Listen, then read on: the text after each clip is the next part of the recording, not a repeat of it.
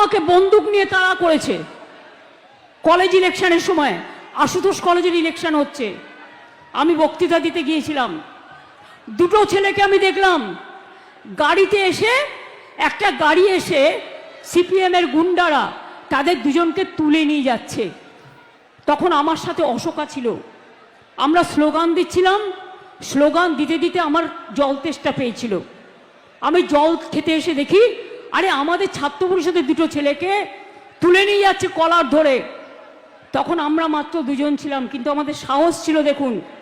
আমি গিয়ে কলারটা ধরলাম গাড়ি থেকে নামিয়ে এনে, আর অশোকা দুটো থাপ্পড় মারল, এবং তারপর ছেলে দুটোকে বাঁচিয়ে আমরা নিয়ে এলাম।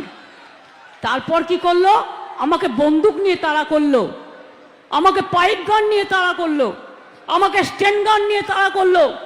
তখন বক্সিদাদের পাড়ায় আপনারা দেখবেন এখনো শ্রীহরি বলে একটা মিষ্টান্ন ভাণ্ডার আছে, তার পাশে একটা রেস্টুরেন্ট ছিল। সেই পাড়ার ছেলেরা দেখতে পেয়ে চারিদিক দিয়ে আমায় ঘিরে ধরেছে। চুপ করে ওরা আমাকে ভেতরে রেস্টুরেন্টে ঢুকিয়ে দিল, তারপরে কোলাপসিবল গেটটা টেনে দিল।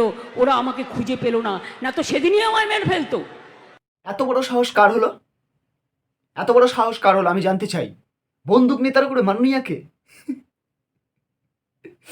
কি বলবো, কিভাবে বলছে আমাকে বন্দুক নিয়ে তারা করেছিল।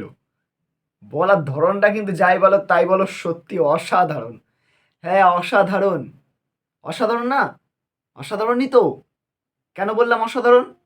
এই যে বলছে, মানতে হবে। এইবার বুঝতে পারলে তো আমাদের মাননীয়া কেন বই লেখে, বুঝতে তো পারলে আশা করি। কি দারুণ স্টোরি বলতে পারে উনি। স্টোরি রিডিংয়ে 10-এ মনে হয় 10 দিতে পারবে উনি। কি সুন্দর গল্পের মতন ছড়ার মতন ভাবে বোঝালেন আমাদেরকে। আমার এই হয়েছিল, আমি জল খাচ্ছিলাম, আমাকে এই করেছিল, হ্যাঁ না তাই না, কত ভালোভাবে বোঝালো। পারবে তুমি এরকমভাবে তোমার লাইফের কোনো স্টোরি বোঝাতে? পারবে বোঝাতে? পারলে আমাকে একটু কমেন্টে বোঝাও তো দেখি তোমাদের কোনো লাইফের এরকম স্টোরি। আমাদের মাননীয়া যেরকমভাবে বোঝালেন, পারবে? আশা করি পারবে না। মাননীয়া তো একজনই, ওনার অল্টারনেটিভ কেউ নেই, আর হবেও না আমার মনে হয়। উনি একজনই। দেবাংশুই বলেছিল না মাননীয়ার মাননীয়ার মতন নাকি কেউ নেই। বলছে আমাদের মাননীয় মুখ্যমন্ত্রী মমতা ব্যানার্জির মতন কেউ না আছে, না ছিল, না থাকবে। উনি অনলি ওয়ান, একজনই ব্যক্তি উনি। ওনার মতন কেউ হয় না, হতে পারবেও না, এটা সবার মনে হয়। উনি স্টোরিটা সত্যি দারুণ বললো, যাই বলো তাই বলো, দারুণ দারুণ বলেছে। আর কে এরমভাবে তাড়া করেছিল তোমরা কি জানো সেটা? সেটা আমাকে কমেন্টে জানাতো। কে তাড়া করেছিল, কোন কলেজে মিটিংয়ে তাড়া করেছিল এরকমভাবে? সাহস এত বড় কোথা থেকে হয় তাড়া করে? তোমরা কি জানো? তাহলে আমাকে কমেন্টে অতি সত্বর জানাও, অতি সত্বর কমেন্টে জানাও। আমি কমেন্টের অপেক্ষায় বসে আছি তোমাদের রিপ্লাই দেবো জন্য। তোমাদের কাছ থেকে আমি জানতে চাই কমেন্টটা, যে কে তাড়া করেছিল, কোথায় তাড়া করেছিল।